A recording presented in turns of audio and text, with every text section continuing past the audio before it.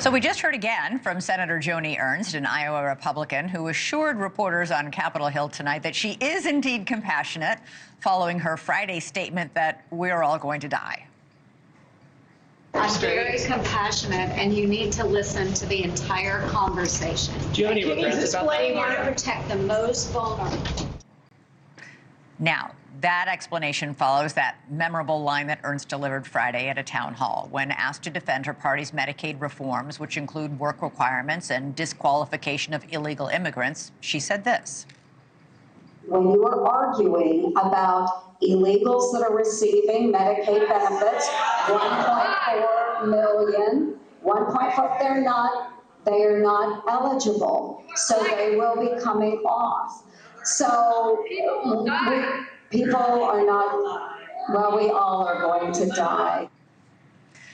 Critics attacked Ernst, calling her comment glib, even snarky. But the senator doubled down on it over the weekend with an Instagram apology, explanation. I don't know. It only further stoked the critics' anger.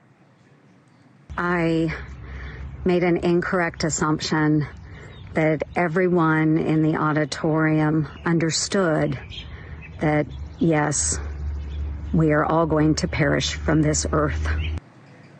Now, the comments come as Ernst's Republican colleague in the House from Iowa dealt with some town hall backlash of her own. Iowa Representative Ashley Hinson drubbed her Democratic opponent by 16 points in last year's election, and Donald Trump won the state by more than 13 points. So you'd think she would have been welcomed very warmly by her 2nd District constituents during that town hall meeting last week. Instead, Representative Hinson received a bruising round of jeers, boos, and hisses. I'm answering your question. Steve, I'm answering your question. You may not like my answer, and if that's the case, then that's your right to not like my answer, but I'm answering your question. Now, Hinson was telling the group about her support of President Trump and his agenda when she was repeatedly interrupted by the attendees. We were seeing an open border, high inflation. We were seeing hardworking men and women in Iowa and our country feel like their voices were not heard. That is what President Trump is delivering for us. And the president is, I believe, fighting for you and fighting for me. I'm fighting alongside of him. I don't know why you'd boo tax relief for you. I think it's really important that you get to keep more of your own money.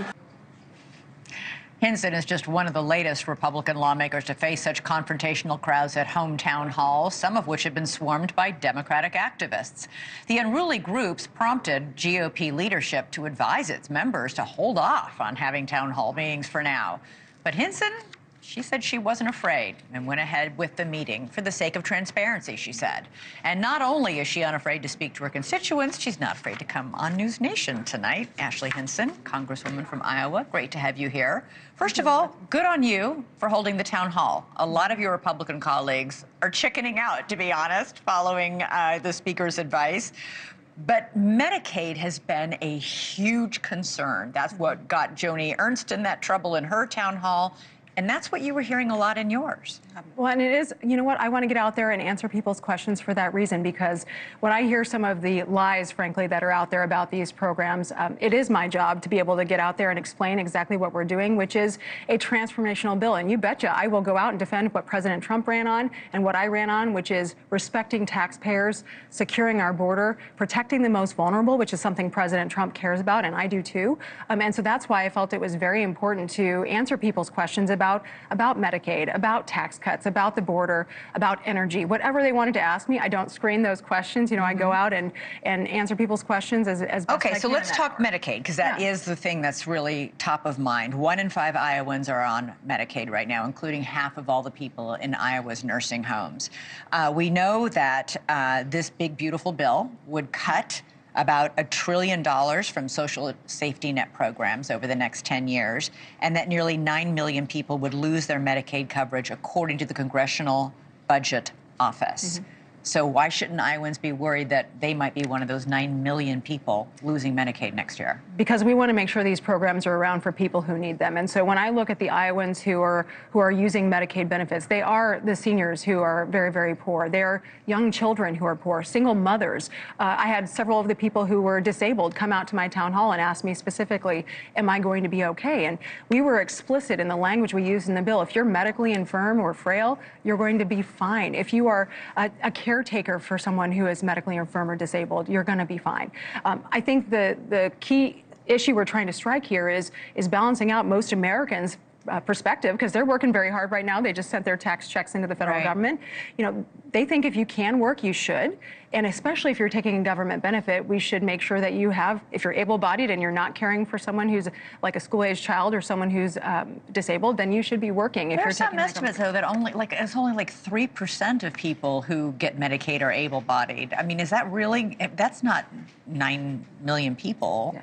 I think the number's actually wrong there. I mean, in terms of the estimates, and that's where I think we'll actually more people are able-bodied. I think more people are able-bodied and not working, and that's really what we want to zero in on that, right? And when we look at these reforms and what we've done, it's designed to get the 29-year-old guy who's on his mom's couch, maybe playing video games instead of trying to get a job, lining up outside of a store to buy Pokemon cards. That's what we're hearing is happening. They should be working. I guarantee you that guy wasn't at your town hall, though. The people who are scared at your town hall are the single mothers, are the people with young children, are the people with parents in nursing homes, and that's how they get their medical care. Right. You're saying right now they're not going to lose their Medicaid. Right. Again, we want to get the 1.4 million illegal immigrants off. We want to find the efficiencies in some states that have dual enrollment, right? We've got people who might be enrolled in Iowa and Wisconsin. We shouldn't be doubling down on that enrollment, because that just costs states more money, right? So those are the things we are ultimately trying to fix, while at the same time making sure that we're not paying for people's transgender surgeries on Medicaid, right? Those are things where, when you look at the score of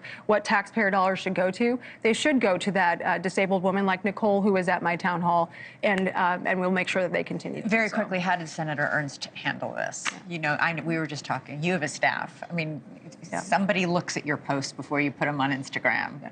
Did somebody look at that post before because she almost got in more trouble with I don't know if it was an apology or an explanation, whatever. The cover-up is always worse than the crime, as they say. It feels like.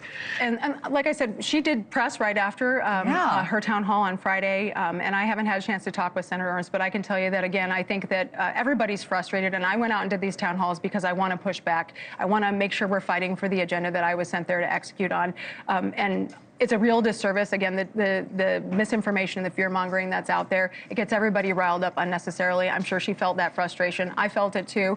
But that's why I will continue to get out in my district and do these town halls and make sure we're advancing good policy and working with the Senate to get that Because done. I've got you here and because you represent a farm state, I want to ask you about our exclusive reporting that we broke late last week about these farmers. A whistleblower told us that loan relief was going to farmers, but for some reason, white farmers were deliberately excluded from that. Right. What was your reaction when you heard that? Yeah. Well, first of all, imagine if it was the other way, the reaction that would be happening. It would be massive. Yeah, it would be terrible. And it is terrible, right? I think my reaction is that we need to get these woke DEI policies that are so divisive and destructive for our country out of the USDA.